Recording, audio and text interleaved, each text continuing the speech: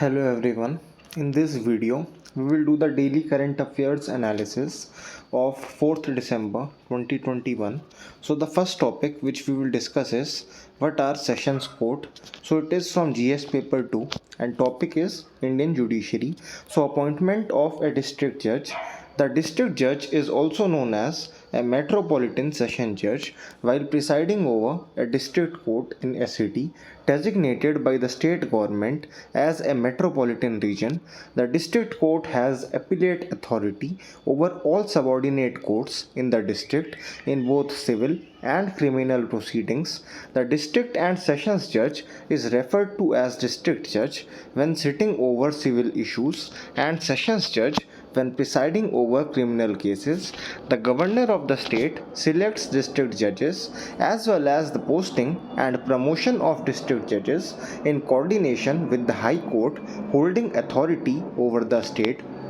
A person who is not already employed by the union or the state can only be appointed a district judge if he has worked as an advocate or a pleader for at least 7 years and has been nominated for appointment by the High Court according to Article 233(2).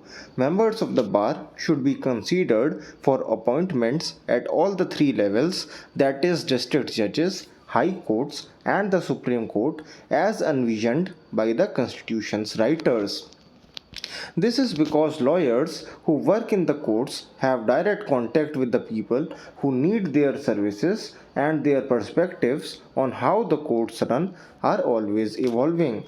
The Supreme Court stated that direct appointment is only available to advocates or pleaders with 7 years of legal expertise when interpreting Article 233. According to the new order, members of the judicial service who have 7 years of practice experience before joining the service or who have been 7 years of combined experience as both a lawyer and a judicial officer are not entitled to apply for direct recruitment as a district judge.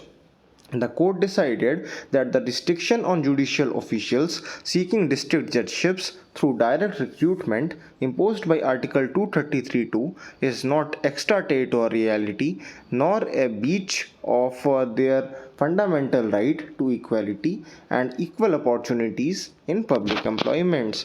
They would be recalled to their prior postings if they were superseded by their juniors, and the various high courts would examine their promotion in accordance with the current rules. So, source of this news is The Hindu. Next is Disinvestment in Air India. It is from GS paper 3. So why is it making headlines? The government of India had recently approved Thales Private Limited, which is a fully owned subsidiary of Tata Sons Private Limited, to sell or disinvest the government of India's 100% equity holding in Air India for the highest price bid.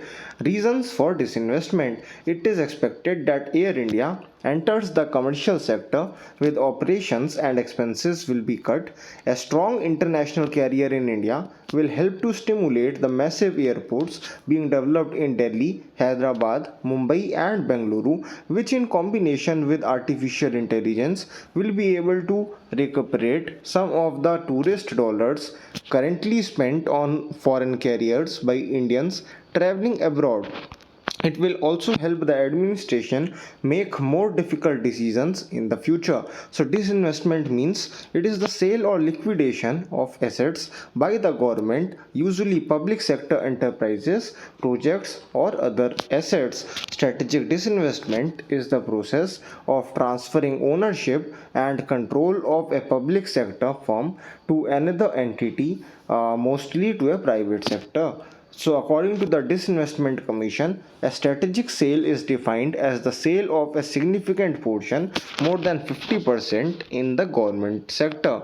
So, the Department of Investment and Public Asset Management, DIPAM, of the Ministry of Finance is in charge of the strategic stake sales in the public sector.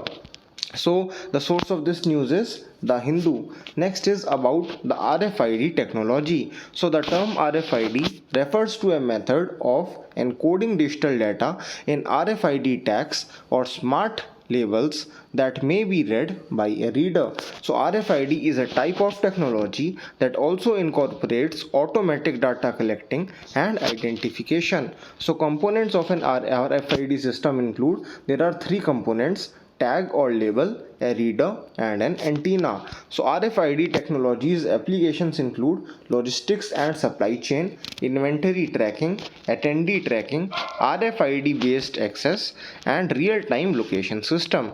The source of this news is The Hindu. Next is details of the lesser Florican species. So they are described as follows. The bustard's smallest member is the lesser Floricans, often known as the leek or carmore. It's unique to the Indian subcontinent. The male has contrasting black and white breeding plumage as well as long head feathers behind the neck. So these bustards are typically found in northwestern and central India during the summer, but they are more widely distributed throughout India during the winter. So conservation status include the Wildlife Protection Act of 1972 lists the lesser Florican on Schedule 1. The bird is listed as critically endangered on the IUCN's Red List. So threats include, this species is threatened by both hunting and habitat degradation.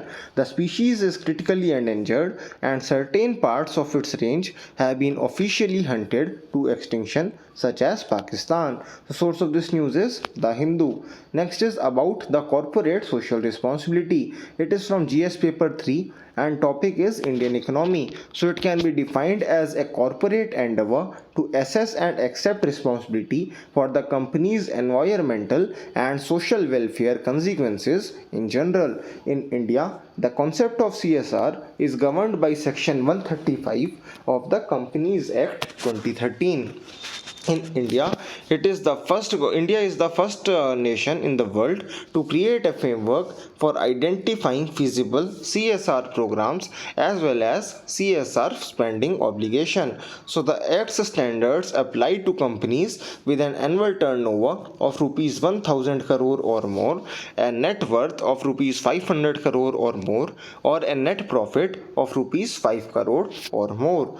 Businesses must organize a CSR committee that will recommend CSR policy to the board of directors and monitor it on a regular basis. The activities that a firm can engage in as part of its CSR programs include eradicating extreme hunger and poverty, promoting education, gender equality, women's empowerment, immune deficiency syndrome, ensuring environmental sustainability, contributing to the Prime Minister's National Relief Fund or any other central government fund established for socio-economic development and relief, as well as funds for the welfare of scheduled tribes. Source of this news is The Hindu. Next is about the State Human Rights Commission. So it will investigate abuses of human rights in the areas listed on the state and concurrent lists.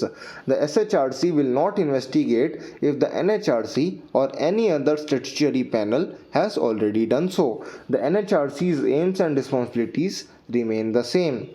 So composition, it is made up of 2 members and a chairperson. A serving or retired judge of the High Court or a district judge with 7 years of experience can be included among the members. So India's Prime Minister is the chairperson, the leader of opposition in the Legislative Council, leader of opposition in the Legislative Assembly, Speaker of India, Chairman of the Legislative Council. So appointment, only the Chief Justice of the Supreme Court can appoint a sitting High Court judge. So removal, bankruptcy, unsound mind, disease of the body or mind, he could be fired if a Supreme Court investigation deems him guilty of misbehavior or incapacity. Source of this news is The Hindu. Next is details of the chocolate bordered flitters. So in Sikkim, a new butterfly species has been discovered. So its closest cousins can be found around Hong Kong in southeastern China. It's also known as the Zygraphus dozongensis after the Dozongo town in North Sikkim where it was first identified. The source of this news is The Hindu. So thanks a lot for watching the analysis video. Have a nice day.